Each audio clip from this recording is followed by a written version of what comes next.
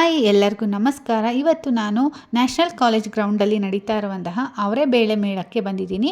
ಇದು ವಾಸವಿ ಕಾಂಡಿಮೆಂಟ್ಸ್ ಅವರು 25ನೇ ವರ್ಷದ ಅವರೆಬೇಳೆ ಮೇಳವನ್ನು ನಡೆಸ್ತಾ ಇದ್ದಾರೆ.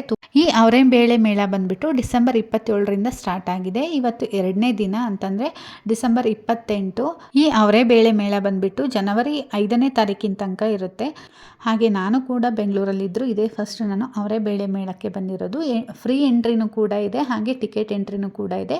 ಟಿಕೆಟ್ ಎಂಟ್ರಿಯಲ್ಲಿ ನಿಮಗೆ ಬೇಗ ಸರ್ವಿಸ್ ಸಿಗುತ್ತೆ, ಹಾಗೆ ನೀವು ಆರಾಮಾಗಿ ಕುತ್ಕೊಂಡು ತಿನ್ಬೋದು. ಫ್ರೀ ಎಂಟ್ರಿಯಲ್ಲಿ ನೀವು ಕ್ಯೂ ಅಲ್ಲಿ ನಿಂತ್ಕೊಂಡ್ಬಿಟ್ಟು ತೊಗೋಬೇಕಾಗುತ್ತೆ. ಸೊ ನಾವು ಫ್ರೀ ಎಂಟ್ರಿಯಲ್ಲೇ ಹೋಗಿದ್ವಿ. ಸೇಮ್ ಐಟಮ್ಸೇ ಇರುತ್ತೆ. ಸೊ ನೋಡಿ ಅಂತ ಹೇಳಿದರು. ಒಳಗಡೆ ಏನು ಐಟಮ್ಸ್ ಇರುತ್ತೋ ಹಾಗೆ ಹೊರಗಡೆನೂ ಅದೇ ಐಟಮ್ಸ್ ಇರುತ್ತೆ ಅಂತ ಹೇಳಿದರು. ನಾವು ಫಸ್ಟ್ ಬಂದು ತೊಗೊಂಡಿದ್ದು ಇಲ್ಲಿ ಮೇಯ್ನಾಗಿ ನಾವು ಅವರೆಬೇಳೆ ಜಾಮೂನು ಹಾಗೆ ಜಿಲೇಬಿ ಮತ್ತು ಅವರೆಬೇಳೆ ಪಕೋಡನ ತೊಗೊಂಡಿದ್ದು. ತುಂಬಾ ಚೆನ್ನಾಗಿತ್ತು. ನಂಗೆ ತುಂಬ ಇಷ್ಟ ಆಗಿದ್ದು ಪರ್ಸ್ನಲಿ ಅಂತಂದರೆ ಜಾಮೂನು ತುಂಬಾ ಚೆನ್ನಾಗಿತ್ತು. ನನಗಂತೂ ತುಂಬ ಇಷ್ಟ ಆಗಿದ್ದು ಅಂದರೆ ಜಾಮೂನೇ. ಅದ್ರ ಜೊತೆಗೆ ಜಿಲೇಬಿನೂ ಕೂಡ. ಫಸ್ಟ್ ಸ್ವೀಟ್ ಸ್ಟಾಲ್ ಅಂತಂದರೆ ಜಾಮೂನು ಮತ್ತು ಜಿಲೇಬಿ. ಅದಕ್ಕೆ ತುಂಬ ಜನನೇ ಇದ್ದರು ಕ್ಯೂಗೆ. ಸೊ ಆಲ್ಮೋಸ್ಟ್ ಎಲ್ಲ ಫ್ರೀ ಎಂಟ್ರಿಗೆ ಬಂದುಬಿಟ್ಟಿದ್ರು. ಫ್ರೀ ಎಂಟ್ರಿಯಲ್ಲೂ ಜನ ಇದ್ದರು, ಹಾಗೆ ಟಿಕೆಟ್ ತೊಗೊಂಡು ಹೋಗೋದ್ರಲ್ಲೂ ಕೂಡ ಜನ ಇದ್ದರು.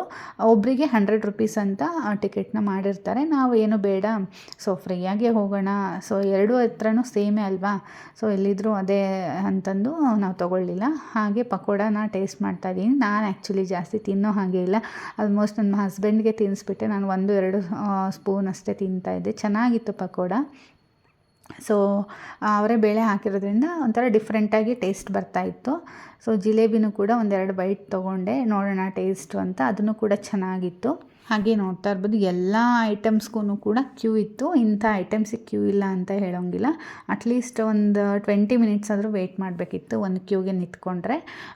ನಮಗೆ ತುಂಬ ಲೇಟಾಗಿದ್ದಂತಂದರೆ ಗೋಬಿ ತೊಗೊಂಡ್ವಿ ನಾವು. ಸೊ ಸ್ವೀಟ್ ಎಲ್ಲ ತೊಗೊಂಡು ತಿಂದಾದಮೇಲೆ ನೆಕ್ಸ್ಟ್ ಗೋಬಿ, ಅವರೆಕಾಳು ಗೋಬಿ ತೊಗೊಳ್ಳೋಣ ಅಂತಂದು ಹೋದ್ವಿ. ಅಲ್ಲೇ ಸ್ವಲ್ಪ ಒಂದು 1/2 ಅವರ್ ಲೇಟ್ ಆಯಿತು, ಯಾಕಂದರೆ ಅವಾಗಿನ ಫ್ರೆಶ್ಶಾಗಿ ಮಾಡಿಕೊಡ್ತಾಯಿದ್ರು. ಸೊ ನನ್ನ ಹಸ್ಬೆಂಡು ಅದೇ ಟಿಕೆಟ್ ಬಗ್ಗೆನೇ ಹೇಳ್ತಾ ಇದ್ದಾರೆ, ಒಳಗಡೆ ಹೋಗಬೇಕಿದ್ರು ನೀವು ಆರಾಮಾಗಿ ಕುತ್ಕೊಂಡು ತಿನ್ಬೋದು ಅಂತ. ನಾನು ಯಾಕೆ ಅದೇ 200 ರೂಪೀಸಲ್ಲಿ ಇನ್ನೂ 2 ಎಕ್ಸ್ಟ್ರಾ ಐಟಮ್ನ ಟೇಸ್ಟ್ ನೋಡ್ಬೋದು ಅಂತ ಬೇಡ ಅಂತ ಹೇಳಿದೆ ನಾನು. ಹಾಗೆ ಈ ಥರ ಒಂದೊಂದು ಬೋರ್ಡ್ ಕೂಡ ಹಾಕಿದ್ದಾರೆ, ಯಾವುದ್ಯಾವುದು ಏನೇನು ರೇಟ್ ಇದೆ ಅಂತ. ಅಲ್ಲಲ್ಲಿ ಒಂದೊಂದು ರೇಟ್ ಬೋರ್ಡ್ಗಳನ್ನ ಹಾಕಿದ್ದಾರೆ, ರೇಟ್ ಬೋರ್ಡ್ಗಳನ್ನ. ನಿಮ್ಗೆ ಯಾವುದು ಇಷ್ಟ ಆಗುತ್ತೋ ಅದನ್ನು ಚೂಸ್ ಮಾಡ್ಕೋಬೋದು ರೇಟು. ಹಾಗೆ ಪಕೋಡ ಇನ್ನೂ ತಿಂತಾನೆ ಇದ್ದಾರೆ ನಮ್ಮ ಮನೆಯವರು. ನಾವು ಗೋಬಿಗೆ ವೆಯ್ಟ್ ಮಾಡ್ತಾ ಇದ್ವಿ, ತುಂಬಾ ರಶ್ ಇತ್ತು.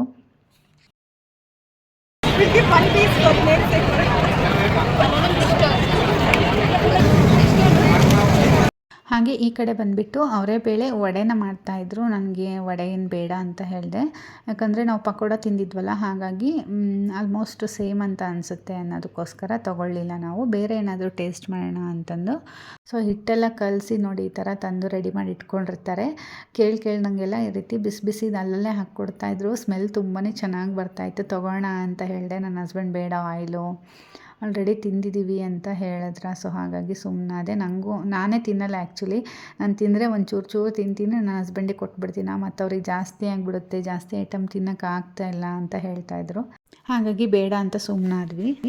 ನೀವೇನೇ ಪ್ರತಿಯೊಂದು ಐಟಮ್ ತೊಗೋಬೇಕು ಅಂತಂದರೂ ಅಲ್ಲಲ್ಲೇ ಸೊ ಈ ಥರ ಬಿಲ್ನ ಮಾಡಿಸ್ಕೊಂಬಿಟ್ಟು ಅದಾದಮೇಲೆ ನೀವು ಏನು ಬೇಕು ಅದನ್ನು ತೊಗೋಬೇಕಾಗುತ್ತೆ. ನಾವಿಲ್ಲಿ ಅವರೆಬೇಳೆ ಗೋಬಿನ ಟ್ರೈ ಮಾಡ್ತಾಯಿದ್ವಿ. ಸೊ ಅದನ್ನು ನೋಡೋಣ ಅಂತ ಹೇಗಿರುತ್ತೆ ಟೇಸ್ಟ್ ಅನ್ನೋದಕ್ಕೋಸ್ಕರ. ಹಾಗೆ ಅಲ್ಲಲ್ಲೇ ಫ್ರೈ ಮಾಡಿ ಬಿಸಿ ಬಿಸಿದೇ ಮಾಡಿಕೊಡ್ತಾಯಿದ್ರು. ಈ ಬುಟ್ಟಿ ಇದೆ ಅಲ್ವಾ, ಸೊ ಈ ಬುಟ್ಟಿ ಪೂರ್ತಿ ತುಂಬಿದ್ದು ಫುಲ್ ಖಾಲಿ ಆಗಿಬಿಡ್ತು ನಾವು ಕ್ಯೂಯಿಂದ ಇಲ್ಲಿ ಬರೋ ಅಷ್ಟರಲ್ಲಿ. ನಾವು ಬಂದ ತಕ್ಷಣ ಬಿಸಿದು ಬಂದಿತ್ತು. ಸೊ ಚೆನ್ನಾಗಿತ್ತು ಬಿಸಿ ಬಿಸಿ ಗೋಬಿ. ಅಂದರೆ ನಾರ್ಮಲ್ಲಾಗೇ ಇತ್ತು, ಸ್ವಲ್ಪ ಅದಕ್ಕೆ ಅವರೆಬೇಳೆ ಎಲ್ಲ ಮಿಕ್ಸ್ ಮಾಡಿ ಹಾಕಿದರು. ಅದೊಂಥರ ಡಿಫ್ರೆಂಟಾಗಿತ್ತು, ಗ್ರೀನ್ ಕಲರಲ್ಲಿತ್ತು ನೋಡೋದಕ್ಕೆ. ಸೊ ಟೇಸ್ಟ್ ಮಾಡೋಣ ಅಂತ ತೊಗೊಂಡಿದ್ದೆ.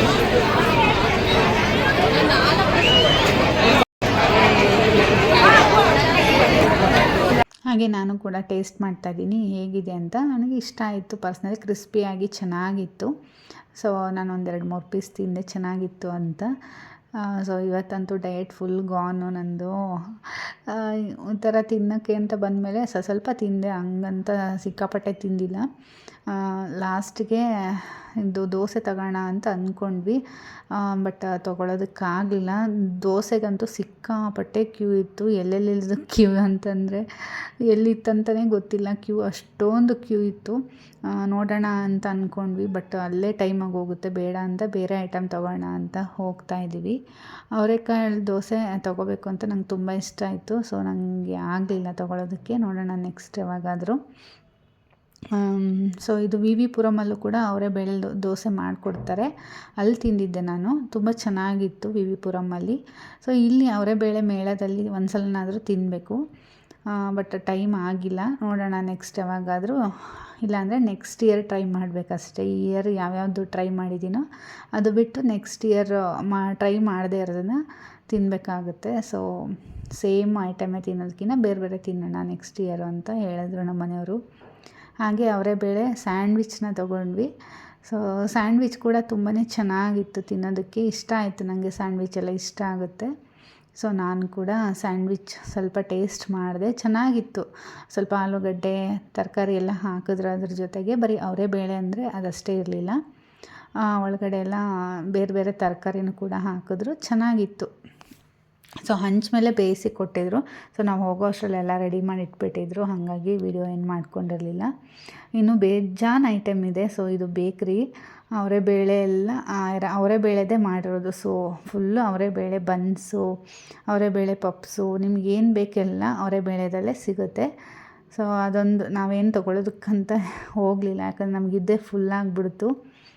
ಸೊ ಹಾಗೆ ಹೋಗಿದ್ವಲ್ಲ, ಇನ್ಫಾರ್ಮೇಷನ್ ಕೊಡೋಣ ಅನ್ನೋದಕ್ಕೋಸ್ಕರ ವಿಡಿಯೋ ಮಾಡಿದ್ವಿ. ಇಲ್ಲೇನೋ ಡಿಫ್ರೆಂಟ್ ಆಗಿತ್ತು ಅವರೇ ಬೇಳೆದು.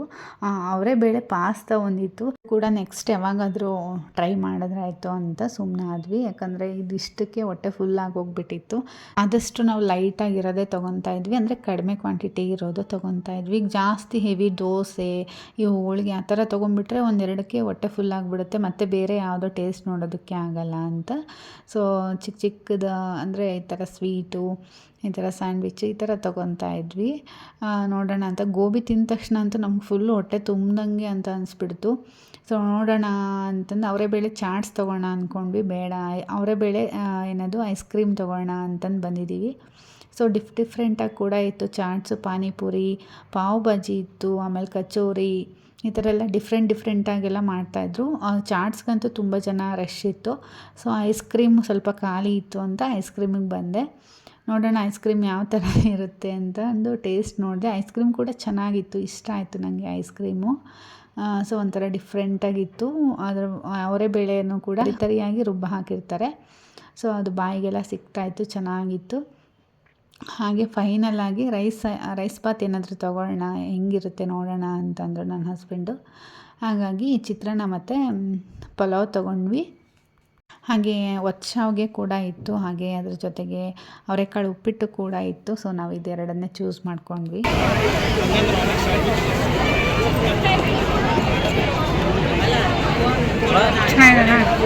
ಹಾಗೆ ಚಿತ್ರಾನ್ನ ಅಂತೂ ತುಂಬಾ ಚೆನ್ನಾಗಿತ್ತು, ಬಟ್ ನನಗೆ ತುಂಬ ಖಾರ ಅಂತ ಅನಿಸ್ತಿತ್ತು. ಅಂದರೆ ಮನೆಯಲ್ಲಿ ನಂಗೆ ಖಾರ ಸ್ವಲ್ಪ ಕಡಿಮೆನೇ ತಿನ್ನೋದಲ್ಲ, ಹಾಗಾಗಿ. ಹಾಗೆ ಅಲ್ಲಲ್ಲೇ ಸೇಲ್ಗಳನ್ನ ಕೂಡ ಹಾಕಿದ್ದಾರೆ. ರೈಟ್ ಸೈಡಿಗೆ ನಿಮಗೆ ಏನು ಫುಡ್ ಏನೇನು ಬೇಕು ಎಲ್ಲ ಫುಡ್ಡೆಲ್ಲ ಇದೆ. ಹಾಗೆ ಲೆಫ್ಟ್ ಸೈಡಿಗೆ ಬಂದುಬಿಟ್ರೆ ಆಲ್ಮೋಸ್ಟ್ ಎಲ್ಲ ಬಟ್ಟೆ ಅದು ಇದು ಅಂತ ಎಲ್ಲ ಸೇಲೆಲ್ಲ ಇಟ್ಟಿದ್ದಾರೆ. ನಿಮಗೇನಾದರೂ ತೊಗೋಬೇಕು ಅಂತಂದರೆ ಅಲ್ಲೂ ಕೂಡ ಶಾಪಿಂಗ್ ಎಲ್ಲ ಮಾಡೋ ಆಪ್ಷನ್ನು ಕೂಡ ಇದೆ, ತುಂಬಾ ಇದೆ ಶಾಪಿಂಗ್ ಮಾಡೋಕ್ಕೆ. ಹಾಗೆ ನಾನು ಕೂಡ ಮನೆಗೆ ಒಂದಷ್ಟು ಐಟಮ್ಗಳು ಬೇಕಿತ್ತು. ಸೊ ಹಾಗಾಗಿ ಅದನ್ನು ಒಂದೆರಡು ಐಟಮ್ಗಳನ್ನ ತೊಗೊಂಡೆ ಅಷ್ಟೇ. ಸೊ ಇವತ್ತಿನ ವಿಡಿಯೋ ನಿಮಗೆಲ್ಲ ಇಷ್ಟ ಆಗಿದೆ ಅಂತ ಅಂದ್ಕೊತೀನಿ. ದಯವಿಟ್ಟು ಇಷ್ಟ ಆದರೆ ಲೈಕ್, ಶೇರ್, ಕಮೆಂಟ್ ಮಾಡೋದನ್ನು ಮರಿಬೇಡಿ. ನಮ್ಮ ಚಾನಲ್ನ ಸಬ್ಸ್ಕ್ರೈಬ್ ಮಾಡಿ. ಇನ್ನು ಯಾರೆಲ್ಲ ಅವರೇ ಬೇಳೆ ಮೇಳಕ್ಕೆ ಹೋಗಿಲ್ಲ, ಹೋಗಿ ಬನ್ನಿ. Thank you.